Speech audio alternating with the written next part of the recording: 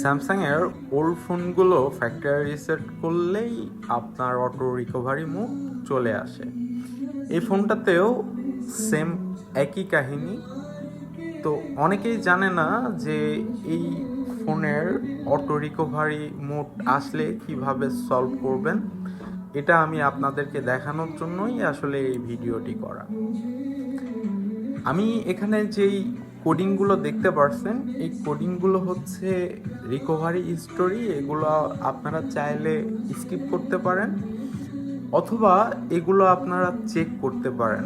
তো ফার্স্ট স্টেপে আমি দেখাবো এটা কিভাবে চেক করতে হয়। রিকভারি হিস্টোরি যেমন আইফোনের প্যানিক ডাটার মতোই আসলে কিছুটা।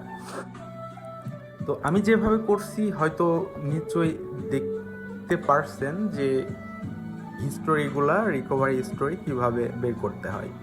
এটা আমি আপনাদেরকে দেখালাম। এখানে অনেক কিছু আপনি পেয়ে যাবেন, ডাটা থেকে অনেক হিস্টোরি এখানে আছে। তো এখন মূল কাজে আসি।